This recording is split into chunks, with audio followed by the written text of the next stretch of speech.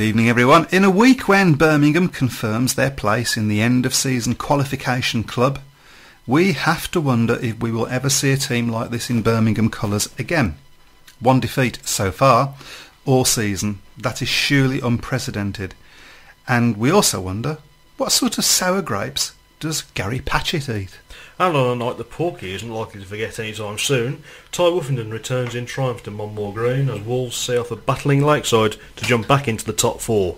It's getting tight in the race for the Elite League playoffs, and Wolves still have a lot to do to make the cut. Peter Adams has said in the past that hitting form at the right moment is all important in this era of playoffs. But is that the case for the class of 2016, or could Wolves maybe have peaked a bit too early? I'm sure we'll be discussing that. Right, so who have we got in the studio today? Well, we have our friend, the Guru, Chris Brown. Oh, me? Yes. Yeah, thank you. Well, who else would it be? There we go. It's certainly not me. And we have Matt Buck. Good evening. And Joseph Harris. Hello. Was that convincing? I was sort of going for a silence then, but okay. Yeah, Joseph. Joseph's not with us today. Okay. Mainly because I couldn't pick him up because I got stuck in traffic.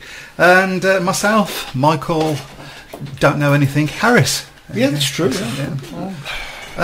So I'm going to pretend to be Joseph at this point. Okay. Because Joseph is now going to say, "Okay, you've got an apology." I can't do it. You've got an apology. You've got yet another apology to make. Every week. What's going on here? You've got another apology to make. So here we go.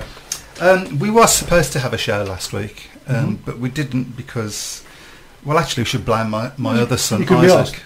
Well, there was that as well. We should blame my other son Isaac because we had to have a bit of a celebration because got his exam results, his A levels last week. Brilliant. Got A star. Good stuff. A. It's not bad, is it? That's not bad. I'm so proud of so bursting with pride for the lad, and he's off to Birmingham University. He's got his place all sorted. Right. So now all I've got to do is pay for it. There's always a kick in there, absolutely. But hey ho. So that was so I hope people understand that's why we didn't have a show last week, mainly because. I can't do this. It doesn't work on radio, does it? Really? No, it looks like something else. Yeah. But you are on camera. Of course, I forgot about that. So, okay, talking of which, we would love, particularly as we're going to be looking, or one of the things we're going to be looking at this week is who is going to join Birmingham in the playoffs. And once we've sorted that out, we'll have a little wager at who, because I think fairly certain that Birmingham's going to finish top. We'll have a little wager on who we should choose for our first round opponents in the playoffs. Isn't it great to be able to do that? So sit back. We can think about that while everybody else is still scrabbling for places. Well, this is it. So it's quite nice, isn't it? Wolves would like to be in that position right now. Yes, I think so. Yeah. So we're going to have a look at that, and we're going to have a look at. Obviously, what's happening at Wolves and have they peaked too soon, which was, I think, it was your worry right at the beginning of the season, and the return of Ty Woofenden. That's right. Okay, so we've got lots to do, but what we would like is your participation. So anything that you've got to say, you can do it via the shout box, which is on sports-radio.co.uk, and you just press on the chat box and you can join in, and we will answer your questions if we can. Or on our Facebook page. On our Facebook page, which is? Facebook.com/Brummies. Or on our Twitter page. Twitter page, which is / Brummie Speedway. Or on our Tumblr page.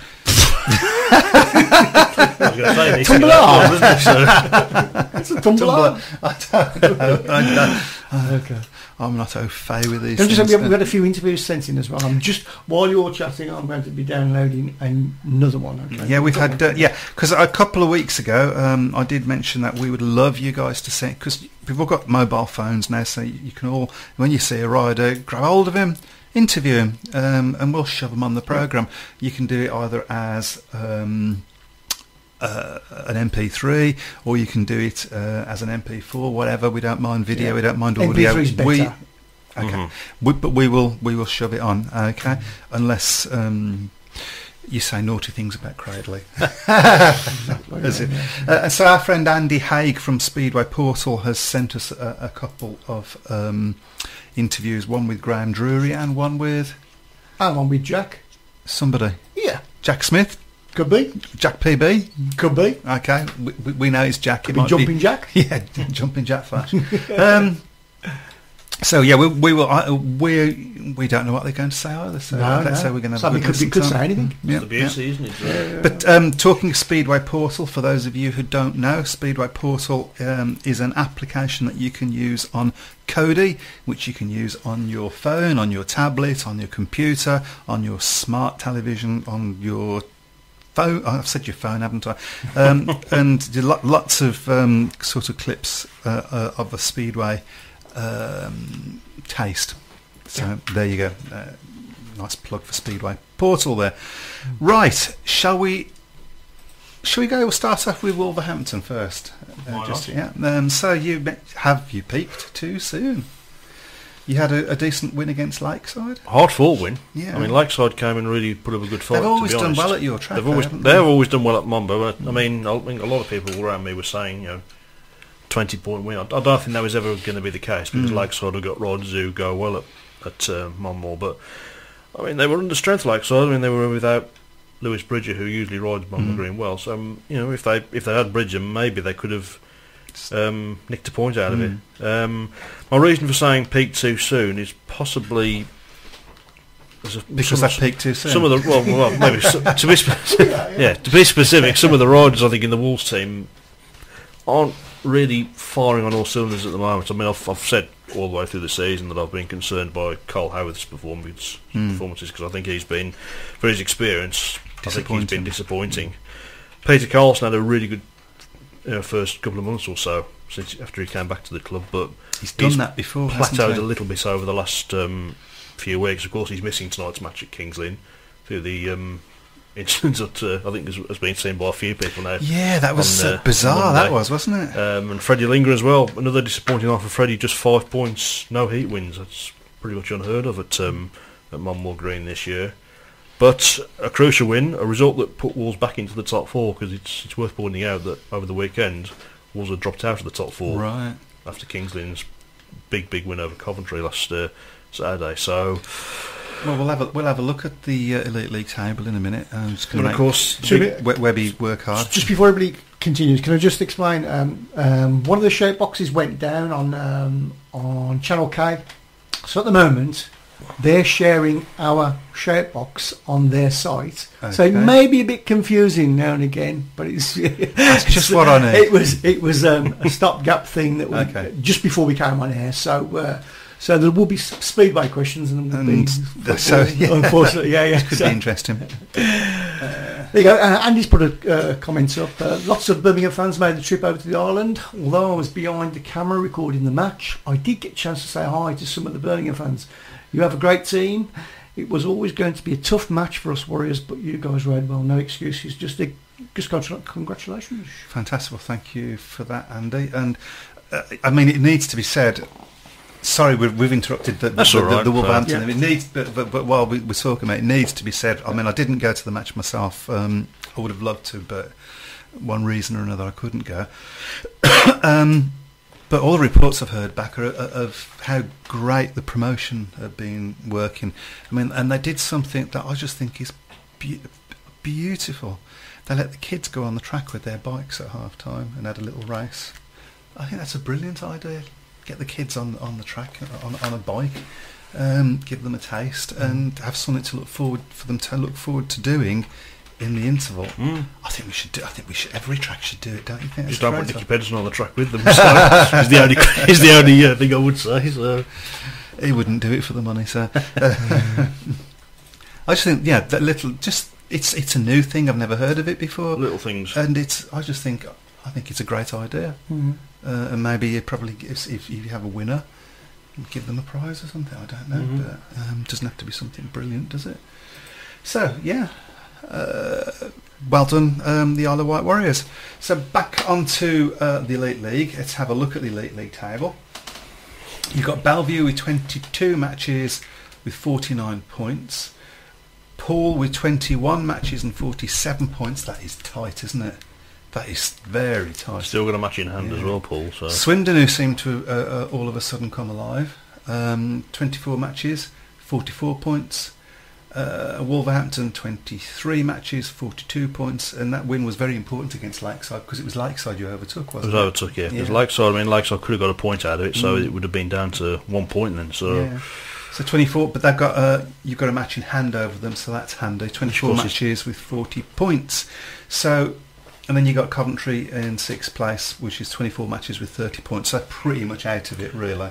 That's right. You would say, wouldn't you? Of course, the match in hand is tonight at Kings Lynn. I'm sure Kings Lynn will be bored with that stunning win last night at Bellevue. So the big award 4 points as well was a. They won at Bellevue. They won at Bellevue. Won by 8 points at Bellevue last night. I realised they had a good win. I hadn't had time to work out who it was, but blimey, and that's bad for Bellevue's confidence. And well, this is going to be the thing with Bellevue. They haven't got any home track advantage yet, so. And they're hoping to finish top, of course. That's right, yeah. So I probably would go as far as saying if Bellevue was still at the old track, then I would give them the title now. You'd said that last time we was here, but yeah. So, but Wolves' match in hand is tonight at Kings Lynn, and it's been a good start for Wolves. 4 points up after 3 races. Depleted Wolves team. No Peter Carlson, of course, as I mentioned. No Jakob Torsal. But 5-1 in the first heat. Ryan Tungos, who's been in excellent form for Ipswich in the Premier League, teaming up with Freddie Lindgren for a 5-1, and then a 4-2 to Kings Lynn in heat number 2, and then a 4-2 back for Wolves in heat number 3. Ty Woofenden winning his first heat there as well. So. Should obviously talk about Ty really, shouldn't we? Because that was the big attraction on Monday. I think we should. I mean, how did he do? He looked very quick. I'm not sure what kit he was on. It must have been something that was put together. I mean, he'd been back at the club officially back signed up for a week. So doesn't he live in Britain? Though, he does live in Britain, yeah. But I'm not so sure what kit he would have been on. I think probably the machinery he was on was probably a little bit too fast for Mumma, to be honest. Right. Because he was getting into some good positions, but just having to scrub off too much greed. He had some brilliant races with Andreas Johnson, who rode really well. I have to say, it's not usually AJ's favourite track, Monmouth Green, but he rode well on Monday. But no, it was good. It was good to see him back. Crowd was definitely up. I think a lot of people obviously came to see him. So yeah, I think it's a big positive for Wolves to have him back. Obviously, with being the world champion as well, and. I think he's going to have his work cut out to win it again this year because he's got a little bit to make up now on Greg. So, but hopefully a league title might with Wolves if they can pull it off might be a nice little consolation prize. I mean, I think looking at the table, it's tight, but I think you're probably going to get at least that 4th place, aren't you? I think. The win against Lakeside was very, very key. It was a crucial win. You get the result against Kings Lynn tonight as well. That's your match in hand. That's another 4 points that you put on. That's. And then, of course, there's the double header on Monday against Kings Lynn and then Swindon. The Swindon match could well be I'd probably rather have the Swindon match first, to be honest. But Kings Lynn is the match I believe is going to be the first one. I can't believe Swindon are going to be as bad at Monmouth as they were last time. That's a crucial match, and of course, Kings Lynn did push as hard last time, so and then the last 2 matches, Poole and then Coventry, the last one. So there's some tough matches to come between now and the end of the season for Wolves, and it's as I say, that lady's not singing quite yet. Yeah, I would say probably I'm about 80-20 in favour of Wolves getting there. Okay. At the moment. 80-20. That's not. I'd take those odds right now. Yeah. So, but it's going to be. I think it's important that the Wolves riders don't relax and think the job's done. So let's look at it as far as. I mean, I think you probably have to say that Poole are probably favourites to finish top now. They're in with a good shout, I think, at the moment. So who would they choose as their opponents out of that top 4? I don't. Or who would you choose if you was Poole? I don't think Poole will pick Wolves because Wolves isn't always a great track for Poole. They either win there or they come unstuck big time. I think probably they would pick either Swindon or Lakeside. Yeah, but we're saying that Lakeside's not going to be in there because Bellevue's going to be in there. That would leave them Bellevue. No, I mean, if Lakeside or Swindon get the other spot, if you're going by Bellevue, Poole and Wolves getting the 3, it's going to be one of either Swindon or Lakeside. I mean, whoever finishes top is going to pick the 4th place team, or you would probably say Swindon or Lakeside, because they're possibly the ones that are going to be. It may well be Wolves now, to be honest, but I don't think Poole would pick Wolves. It's difficult, isn't it? Because there's 4 good teams there that can all take points away from each other. I think probably have done this. Yeah, I think if you'd have asked me that about 10 days ago, I think Paul probably would pick Wolves, but having Ty Wuffenden back at Wolves may well be the difference. Yeah. Interesting. It could go. It's really difficult still to say who's going to win the title. I'm still probably just going to back Bellevue, but. It's tight. Can Wolverhampton win it? Well, if they're in it, they can win it. There's no doubt about that. It's just it's going to be really about firing in the team. I mean, as Peter Adams has said so many times in the past, it's not what you do in April, May, June. It's what you do in September, because that's the deciding point in the season. And we've had the conversation about whether that's right or wrong. We probably won't do it again tonight, but it's an interesting one. I mean, particularly when you look at the Birmingham situation, so far ahead. Well, the good thing with Birmingham is that they're already guaranteed a playoff spot, but there's not any let-up.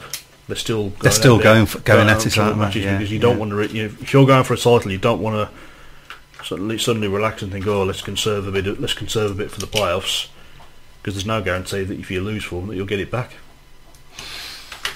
Okay, well, so your next match is now. So how are we doing at the 4 moment? 4 points the last I looked. That was after 3 races. It is the only match that survived the rain, of course. We did have one big show here, which I had to rush to get in it. So, still no further update on that one. It's still King's Lynn 7, Wolves 11 after 4 heats. Okay. So we'll have a look at the National League, put the National League table up, and we'll talk a little bit about Birmingham. First thing I want to say is we beat Cradley. How's your back anyway from picking Gary Patchett's toys up? I woke up the next day, I thought I was growing wings. What's going on there? Anyway. So did he throw a bit of a... He threw a bit of a wobbly in the programme. Now, I didn't get by a programme, so I didn't read it. It's fair to say. No, there isn't. But his chief gripe appears to be, if I remember the phrasing, and I apologise if I've got this wrong, but it was along the lines of that Birmingham have done everything that they can to put Cradley down. And my answer to that is, well, yeah. That's what it's about, isn't it? That's what it's about, of course. And they wouldn't do the same to us, given the opportunity. Of course, they would. I think anybody's come in this league to I think he's being specific. He doesnst say, because he hasn't got the cojones to be, or maybe he's not allowed to say with BSPA rules. I don't know. My reading between the lines, I'm guessing that what he's talking about is this business of the points that they were awarded in the Mildenhall match, and people protested against that quite rightly, because it wasn't consistent with things that had gone on before, because they'd had this thing at Mildenhall where Mildenhall had been a bit naughty. Kevin Jolly was fined, and they gave the league points to Cradley. And all the other teams were going, well, hold on. Cradley haven't raced against Mildenhall properly. Other teams have raced against Mildenhall and either won or didn't win. And Cradley just given points. They should surely, the fine and all the rest of it, that should be in place. And maybe even take league points off Mildenhall if that's what you want to do. But you shouldn't gift Cradley points. Which, when they looked at it, they agreed, and they did. And so I think he's talking about that, because I'm guessing that Graham Drury, quite rightly, in my opinion, was one of the people that said that. He wasn't the only one, though. No, he wouldn't have been. Wouldn't have been the only one. Probably Mildenhall were probably quite, because they would want that match, wouldn't they? Well, we know there's a history between Mildenhall and Cradley anyway. So. And of course, Mildenhall beat Cradley, by the way. Yeah, so did they just about beat them? Didn't they? So that seems to be his gripe. Well, Oh, that's really all I've got to say on that. Even my dad was doing cartwheels when he saw that result at Millendale last week. Yeah, was So, it's like I said at the beginning, really, it's sour grapes, isn't it? And look, if we're in the National League next year, let's be honest, Cradley didn't have time to really build properly, because they had to do it very quickly, because they came late in the game, because they weren't even existing for most of the close season. But then again, the season before we had to do it really quickly as well. Yep. But we pulled together probably a lucky team, if I'm honest. But next year they'll have time to build, and so they need to put their money where their mouth is and try and outbuild us. Let's be honest about it, the chances of us building a team like this again next year are pretty slim. It was a very top-heavy team for Cradley, isn't it? We were last year. They've got arguably the two best heat leaders in the National League. Yeah. Just not enough below them. Yeah, that's true. And we'll have a look in a minute. It was emphasised by the results at Cradley, wasn't it? Because they were... Clegg and Morris were the top scorers from both sides, weren't they? Yeah. But Birmingham had too much strength in depth. Yeah, we're just relentless, basically. We're just relentless. You can't... With the Birmingham team, there's no easy points anywhere against us. There just isn't any easy points. There's very rarely any last places in our team. And... it'd be interesting to look through all the programmes and see how many last places have been run by Birmingham Rider this season. Would be, actually. I'd like to say a little bit about Daniel Hume, who's just kicked on again, I think. He started the season like a train on fire, hit perhaps a bit of a plateau, but his plateau was higher than his average, his starting average. And he's gone for Ipswich, and he's getting 8s and so on in the Premier League. That's absolutely... I said to... I think it was Ryan Guest, I said to him at the last match, I said, Daniel Hume, he just looks like a Premier League rider now. And he does. He's really, really confident and in control on the bike. And you would probably not have picked that at the beginning of the season. No, you wouldn't have picked it. He's been the big revelation, I think, this season. Possibly rider of the season. He's my rider of the season. It's going to be interesting to see how that works out, actually. Okay, so well. I'm just looking at this league table and it's just ridiculous. So you've got Birmingham with 19 points on 19 matches on 60 points. In second place you've got Kent on 41 points. Okay, they're 3 matches behind us, but wow, that is just outstanding. And then Eastbourne on 13 matches with 34 points, and Cradley 16 matches on 31. Bellevue 14 matches on 29, Kingsland 13 matches on 25. I would say it's probably out of reach of Kingsland now. Yeah, I think Kingsland, Mildenhall, probably a little bit too much to do. I don't think Kingsland are going to do enough on the road. I think that's their issue. So we're saying the last 3 places, I would say, is going to come from Kent, Eastbourne, Bellevue or Cradley. Do you like? So I think what we should do is have a look at the fixtures in a minute, but before we do that, have you got the interviews ready? We'll have a listen to Graham Drury. What he had to say in the pits. We've got Graham Drury, he's promoter and team manager for the Brummies. Graham, it's your first visit down here this season. How long is it since you've actually been down to the Isle of Wight? I'm not too sure. I would assume it would be the last time that they were in the Premier League. And I would have come with Birmingham then, but I did come here when I was with Workington. So that's going back to the late 90s. And, the Isle of Wight have always had the reputation of being the family-friendly club. I love coming down here. Everybody's friendly, and it's a super little setup here. And I genuinely wish the promoters here every success to make sure that it's got a good, solid foundations, and they'll be racing at the Isle of Wight, with the years to come. I'm sure that will be the case. You put together a really strong team, so, things are going really well for you so far this year? Yeah, we're not doing bad. I think it's 24 meetings and 22 wins, 1 draw and 1 loss. We shouldn't have lost that one. It was a last heat decider. But yeah, it's a good team. But first and foremost, it's a young English team. I have gone on record as saying it's the youngest team ever in the history of British Speedway. The average age is 18. And people say, well, the National League is on about bringing young English kids on. And we're certainly doing that this year. And in many respects, the success on the track is an added bonus of bringing success on the track, but primarily bringing on these young English kids, which a lot of them in the team tonight, I'm quite convinced will go on to much bigger and better things. You've dropped down to the National League. How are you finding it compared to the higher leagues? A bed of roses compared to the Elite League particularly, and the Premier League. It really is, dog eat dog, particularly in the Elite League. I didn't enjoy it at all. This league, I'm absolutely loving it. The young English kids, all you want to do is ride their bikes.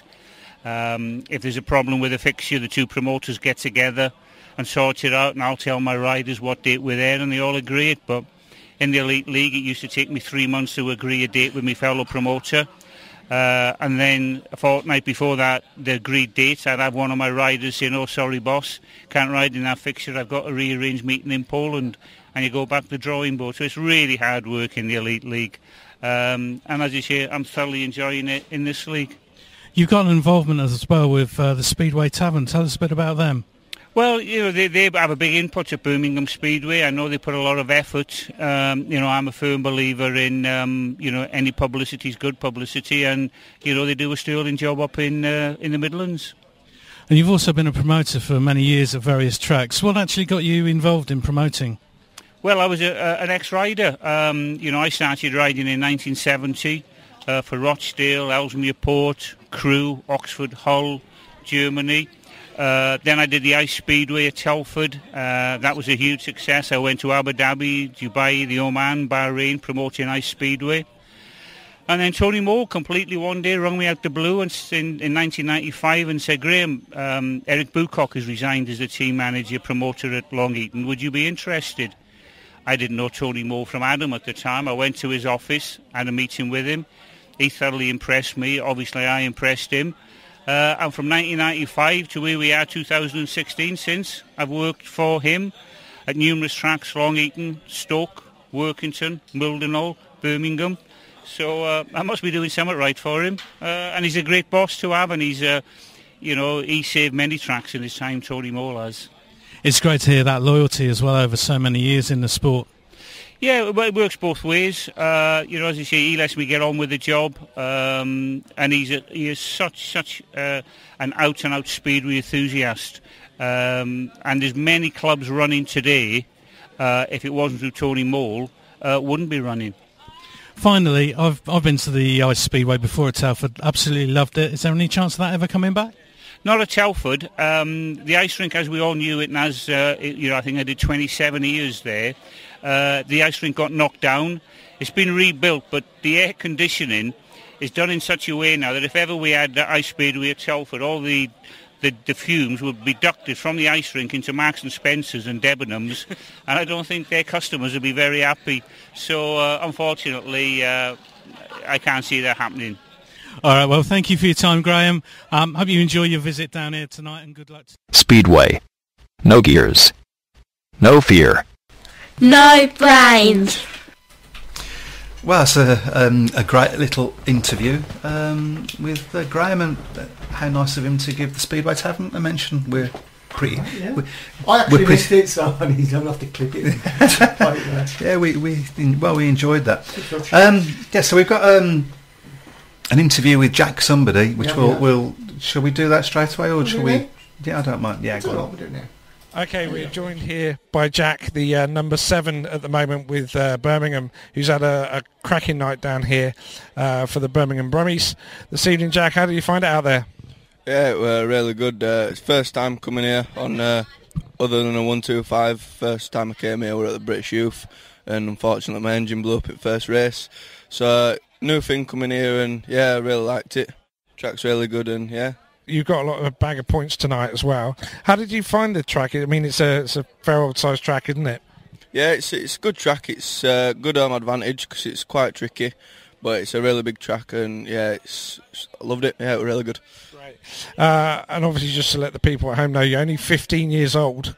What's it like being amongst the guys in the pits at 15 years old, people that have been doing it for many, many years, and you going out there and getting some scalps off of them? It's good. I don't really think about that. I just, everybody's there to be beaten, and don't matter what age you are or how good you are, everybody's there for a reason. And suppose, obviously, I can show my scores tonight. It was a good night for me. Made some good starts, which I've been struggling on lately. So it's been good. Good, and I just want to touch on one other thing. Up at Birmingham, you have the Speedway Tavern podcast, and the guys that speak about the Speedway Tavern and stuff, they do it every week. They do a show there for the Birmingham Brummies. So have you got anything to say for those guys when they watch the interview? Yeah, thanks very much for everyone turning up, and you're all really well. Thank you so much for coming, and we really appreciate it. Cool.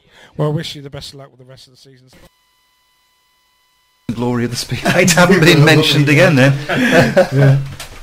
Okay, that was Jack Parkinson Blackburn, by the way, guys, in case JPB. Yeah. So, okay, let's have a look at the fixture list then. So we're going to see if we can work out who is going to be in the playoffs with Birmingham, and then who we would choose. So let's see. First match, we'll go with Kent first of all. They got 41 points at the moment, and they travel to, where are we? They travel to Bellevue on the 26th of this month. Are they going to get any points there? I think Bellevue will pick up maximum points. So you think Bellevue's going to get all the points? Yep. You don't think Kent's going to get a point? Yeah. You think Kent will? No, I don't think Kent will get a point. Yes, he doesn't think. Okay, we might have to do your version and my version. Well, I think. Actually, I think you're probably right, because they're a bit depleted as well, aren't they? Bit, yeah. So we won't give them any Has points. anybody been on holiday this week? Only in Speedway. There's a little thing about the National League pairs that we should talk about at some point if we get the chance. Sorry. And what's happened? Okay. And then they have got Eastbourne at home.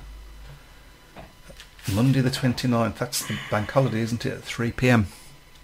Bit of a derby. Loosely, of course, because it's still a decent. Well, yeah. That's a difficult one, isn't it? I think I'm going to go for a Kent win. I think Kent will win, but I think Eastbourne will get a point. Okay, well, we'll come back to Eastbourne later anyway. Yeah. We'll do their fixtures. So we're going to give Kent 3 points. Yep. Okay, 3 points for Kent. It's total guesswork, folks. Then they go to Stoke. Well, they're going to get 3 points there. I don't think anybody's... I think they'll be. Yeah, 3 points against Stoke. Then they go to Cradley on the 5th of September, Monday the 5th of September. Do you think they're going to get 4 points at Cradley? He's having a good think about it. Yeah, he is. Yeah. So I can see the cogs sort of like... Because I don't think on their day there is that great a difference between us and Kent. So I'm just being careful because I don't want to upset Gary Patchett. I think they'll get a point. You think they'll get a point? I think they'll get a point at Cradley. See, I think they're going to get the lot. But I'll tell you what we'll do. We'll make this the rule. Out of the two of us, who says they're going to get the lowest. So if you say a point and I say 3 points, we go with your 1 point. We'll do it that way, so we can pretend we know what we're talking about, basically. So they go to Cradley, and then 2 days later, there's a little matter of the Knockout Cup semi-final one at Birmingham. We're not talking about that now. We'll gloss past that for a moment. 2 days after that, they go to Coventry, where I think they're probably going to get 4 points. Yes, I would agree with that. Okay. After that, they go to the National League Riders' Championship. No, they don't. They go to Birmingham and the second leg of the Knockout Cup semi-final. The next match is against Cradley. Their next match is away at Cradley again. They're doing 2. Oh, that was home. Okay, so I beg your pardon. So they're going to Cradley. Are they going to get... Well, I misread it there because I actually thought the first Cradley Birmingham match was actually at Kent, but it's at Cradley, isn't it? So yes. Yeah, so we'll switch them round. Switch them round, yeah. Okay, so yeah, Kent will get maximum points against Cradley at home. So that would be 3 points. But Okay. I think... Now the thing that strikes me first when I'm looking at this fixture list is when the hell are we going to get the National League Knockout Cup final, whoever's in it? I would imagine that'll be the last... It's going to be the last match of the season, isn't it? Could well go into November, you never know. Yeah, that could be a great match, actually, as the last match of the season, couldn't it? Yeah. 2 finals. Let's hope they're not against the same team. But I think Kent will get a point at Cradley. Yeah, what did we say for that bit? The first one I said Kent will get maximum points against Cradley at home. Okay. Let me just make sure I've got this right now.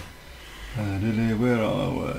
3, 1, 2 is the second match. We said they was going to get 3 points there. And we're saying 1 point, aren't we? Yeah. Okay. So, 6, 10, 11, that's right, 11 points, so that make them on 52 points. Okay. Eastbourne, can we... I've got Eastbourne's in front of me. Okay, fantastic. So first up, on Monday, Kent away. Kent away. Are they going to get a point? Yes. Yeah, I think so as well. Next up, 1st of September, they're at the Isle of Wight. They're going to get 4 points. Yeah, I think they'll get 4 on that one as well. It's a very different track to Eastbourne, but... Yeah.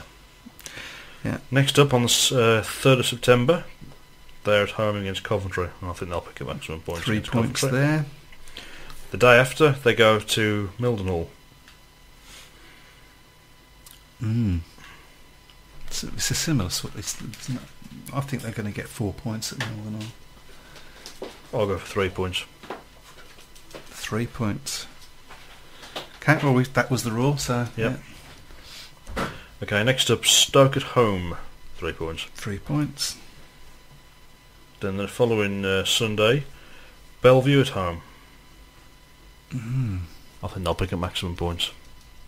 That's going to be a tight match. I think they'll get maximum points. Yeah, okay. Then the week after that, their last home meeting is Kings Lynn. Home? At home, yeah. That's another 3 points then, isn't it, really? That's it. And that's it. 1, 2, 3, 4, 5. Oh, my brain's gone. That's 30 points, isn't it? Yep. 35 points. So 35 plus 34 is 69. Puts them in Next second up, we've got place. Bellevue, haven't we? Bellevue, go for it. Them. Yep. Tomorrow, they're at home against Kent. They're at home against Kent. Yep. I think they'll probably get 3 points. Yeah, I think they'll get 3. A lot of these matches are against each other, which is very interesting, isn't it? Then the next meeting is on the 9th of September. That's at home against Buxton. I think they'll get a maximum point. That's home, yeah. That's home against Buxton, yeah. Then on the 16th, they are at Coventry. Ooh, I think I'm going to give them 3. No, I'll go 4. No, it's at Brandon. Okay, I think 4 points. I'll go 4 points, yep. 2 nights later, they're at Eastbourne.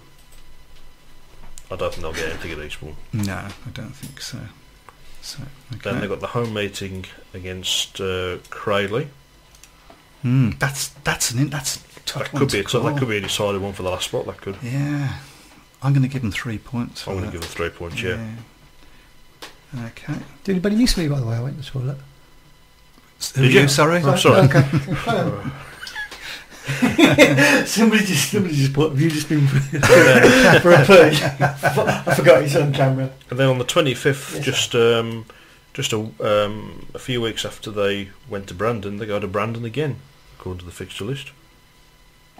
That can't be right. That can't be right. No, that's right. They've got Coventry away twice in the. I think that's a mistake. That can't be right. You only. So is that it then? That's it then. So that's 13 points. 20. 30-42. I think that I'll make that.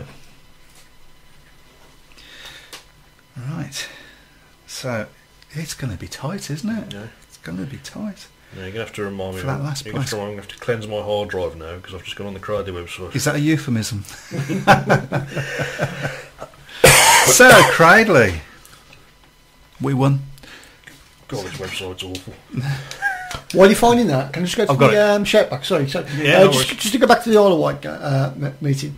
Ian says, a great trip to the Isle of Wight. They really did get things right, promotion-wise. So welcoming, lots to get the kids involved. We actually, with 4 of the Brummies fans, got to watch Heat 14 from the centre, courtesy of their promoter, Barry Bishop.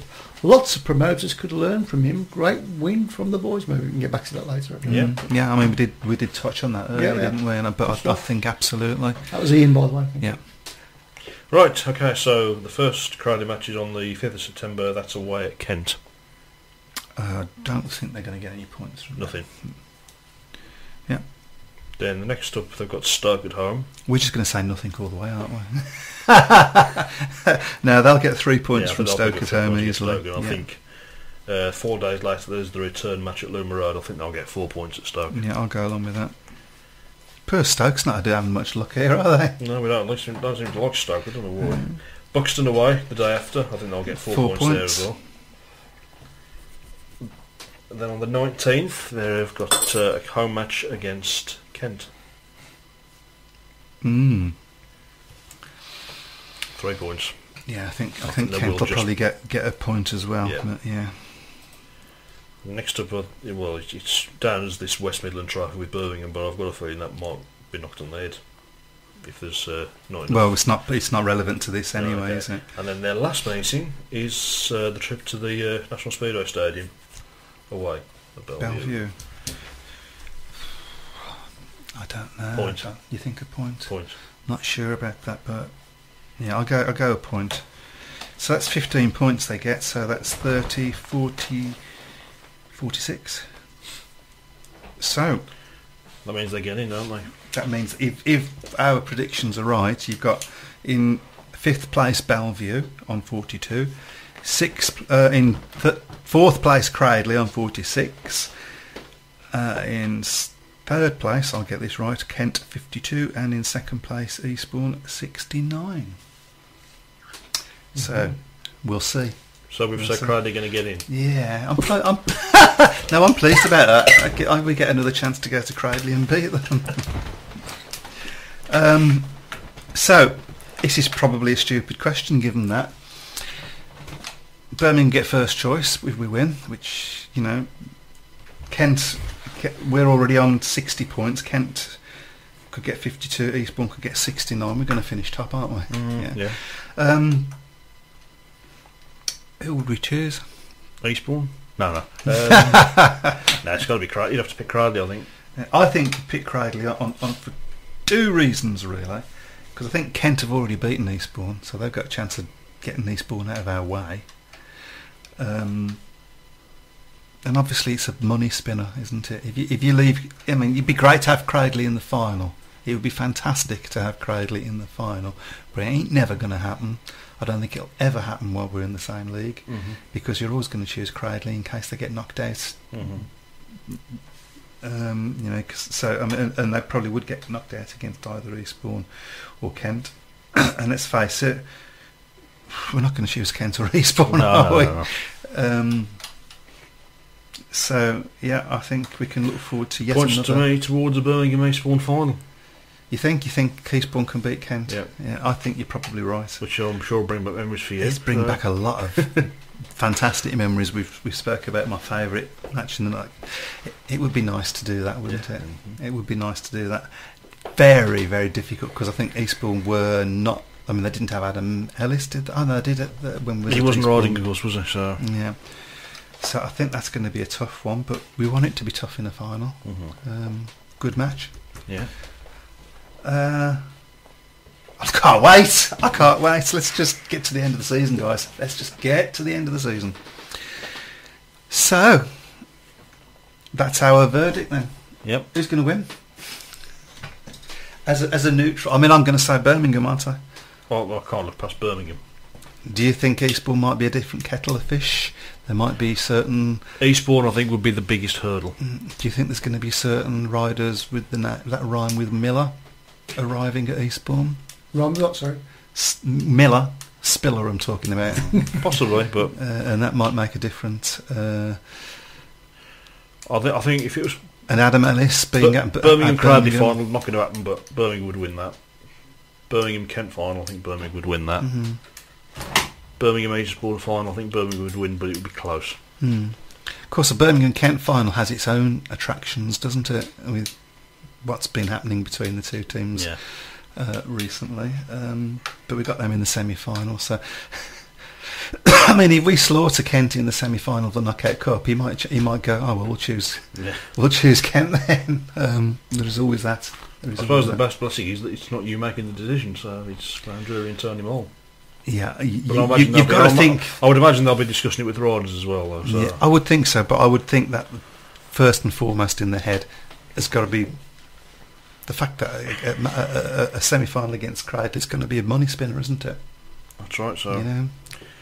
Let's just have a quick check on the latest. Oh, yes, please do. Kings Lynn. Last we looked, it was 7-11. And still going well for Wolves at the moment. They are 6 points up, 21-27. Let's just have a look at the individual scores there. Rowan Tungate, really inspired choice of guests. 3 rides, 3 wins. He's come on. He really has come on. He's flying at the moment. Max Clegg again, another one who's took him a while to get going, but he's really been trying some good form in the last few weeks. He's picked up 5 points from 4 races. Beat Rory Shine as well in his first one. Rory's struggling a little bit. He's not really been able to come back from form since he had his injury. Ty Woofington's dropped 1 point. He's been beaten once. Perhaps not surprisingly, that was Niels Christian Everson in Heat 7. But at the moment, it's looking okay. The last updates is less said about the better from a star's perspective. So it's obviously not a very happy Kings fan. Okay. And Dingle's just woken up. Just to let you know, he's just woken up. I wonder where he got last to. 5 minutes. Yeah. Well done. So okay, well, let's. Actually, I just had this idea, and what I would love to do, because we was talking about this. What I would love to do, because we had this conversation about the Isle of Wight and their promotion and the things that they're doing. Is I don't know whether our friend Andy can sort this, but I'd love to have an interview with one of the guys live on air on Skype to talk about promoting Speedway and different ways, because I think it's just so important. So that would be, if we could set that up, we will. That would be great. So GPs. Ty Woffington, perhaps not the best GP of his career last time out, didn't make the well, it's final. interesting because, of course, there's been a lot said about his comments in the build-up to the GP about not riding for the in the World Cup next year, which I think was the wrong. I think was if he was going to say that, I think he probably would have been better off waiting until the end of the season. Yes, to be honest, he seems to be. He's very passionate and what's the word I'm looking for here? He reacts to things, and something's obviously happened, and he's reacted to it. Where okay, it's. Okay, Andy says no problem. You'll set that up. I wonder. You could have just said it. You really could have just said it. I just thought it'd be better coming from you, Ollie. So thank you for that, Andy. That would be brilliant. That would be brilliant. As I say, I mean, it's the latest. It's the latest in the list, though, isn't it? I mean, you know, you've had Rob Lyon, Jim Lynch, Scott Nichols, the late great Lee Richardson, have all walked away from the GP squad. Are they all wrong? Well, I think not. And the other interesting thing about that for me is that nobody has come up with as much criticism for that move than Ty Woffington. I mean, people have been quite vitriolic about it, and it's purely simply because of his Australian heritage, isn't it? I do know actually there are some fans at Wolverhampton who've said they're not going to go again this season because they're not happy about having Ty in the team. Gosh, which is a bit extreme, if you ask me, to be honest. But well. Sorry, I don't understand that. That makes no sense to me at all. But I thought, as I say, I mean, my criticism of him really would be that he would have been better off waiting until the winter. Well, my criticism would be if you're going to make a statement such as he had, make it a bit more professional. Yeah, and more clearer. Yeah. Because we don't, something's obviously happened. But did get the impression when I read it on Twitter that he was sort of looking for a reaction a little bit, which probably wasn't the best way to do it. I don't think anybody's really come out of that with any credit, to be honest. But I mean, you can see from what Ty's said about the GB setup in the past, he was desperate for GB to be able to do well, and we had such a good World Cup. And let's not forget. I mean, a lot of people said he shouldn't have been picked. If he hadn't been picked, we wouldn't have got second. We wouldn't have had that. No, and he wore his heart on his sleeve that night as well. He was really proactive and promoting Team GB and all the rest. So something has happened. He's asked for something, presumably, or I don't know. I mean, Buster Chapman's obviously seems in the past to have been quite positive about the suggestions that Ty's made. So I don't know whether it's him or whether it's we don't know. Else. And this is the problem. I know it's the age-old problem in Speedway of a vacuum, and then people make stories up. Yeah. Within that vacuum. I think it's the classic case, isn't it, of getting hold of a great big gun and blasting its own foot off, which I think British Fit has been good at over the years. Yeah. But in terms of obviously the World Championship, he's 12 points behind Greg Hancock now on 71 alongside Jason Doyle. So Greg's in a good place at the moment, and could he be? He just goes on surprising, doesn't he? He just goes on surprising you. You're just waiting for him to fade, and he doesn't do it, does he? So, no.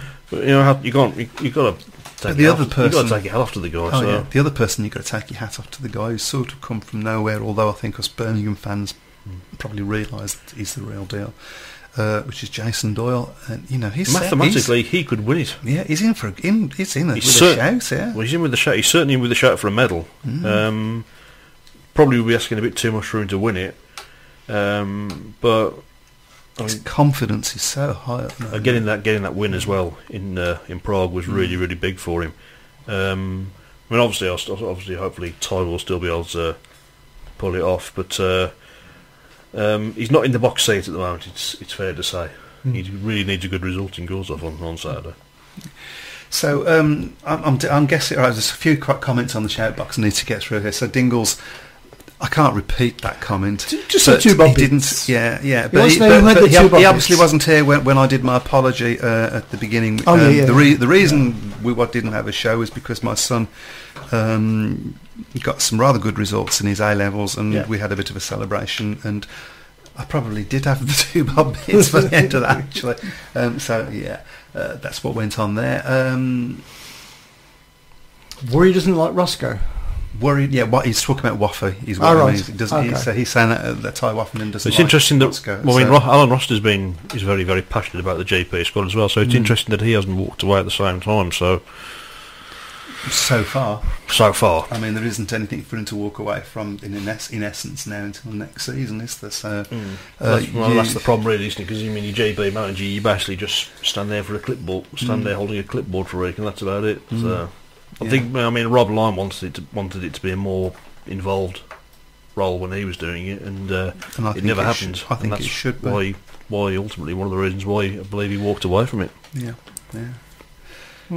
So I mean, it's going to be interesting to see, because the other thing is that you can imagine that during the Grand Prix next week, interviewers, if I was interviewing him, I'd certainly be asking him about that and the Team GB and whether it's affecting. You'd find some way of worming that question in, wouldn't you? So it's going to be interesting, I think, to see if he does have something more to say, and B, whether it affects his performance. Which doesn't seem to be the case from what he's riding at Wolverhampton, but it certainly was. It certainly was the case riding in Manila the other week. He was very disappointing. So like I say, it probably would have been better off for him to wait till the end of the season before making the decision. I say silly season. Or certainly making the early on the show. So it's. Who would you put your money on at this stage? God, how many Grand Prix are there left? There can't be that many. 5, I think. 5. That's quite. That's enough to do some damage, isn't it? Who would you put your money on at this point? I'm going to have heart ruling head and say Ty will still do it. Right. I think you're probably right. I think I think he needs to get his head in the right place, though. Well, I think this is going to be a pivotal because if there's Grand Prix. There's one wrong rider in that field that's capable of grinding it out. It's Greg Hancock. Greg Hancock, yes, because he has this added advantage. That the one thing that has never left him is he's 5 yards at the start. Every time 5 yards at the start. It's phenomenal. Absolutely phenomenal. We didn't touch on the Premier League, or did we talk about that while I was on the toilet? No, we didn't. Is it deliberate? Just couldn't be bothered. We just got. There's no Premier League action tonight, so there was just a lot to get through. Lot to get through. I think we'll probably do that next week. Actually, we'll have a look at the playoff situation next week, and do that. That'd be a good idea. So good guys. The Guru comes up, trumps once again. And we can have a look at the league table anyway, because you've got Somerset, Glasgow, Sheffield, Edinburgh and Peterborough in that order. You got your 3rd, 4th and 5th have all got 34 points, all round about the same number of matches. That is one hell of a... Newcastle and Ipswich, and possibly Workington not quite out of it either. So that is one hell of a league this year. That's so tight. I would say as well, one club I think should be immensely proud of that is Plymouth after the start they had to the season. To be, they're not going to get in the playoffs, but they're not bottom. They're not bottom, which is it's just a relief really that they've got Speedway there at all. So well done to Plymouth. Yeah, the second red and yellow team in the world. So there you go. Right, well, we have come up towards the end of our show. Whoa, sorry, that's loud. It's quick there. Hope you enjoyed it. We've had a great time. Hopefully we're going to be having some interviews with promotion at the Isle of Wight about promoting, which is something that seems to be lacking a little bit these days. You want to get some of the other promoters to listen in? So and we'll have a little clearer idea as well by this time next week whether any of our predictions have come right. It's going to be an interesting time, folks. See you soon. See ya. Good night.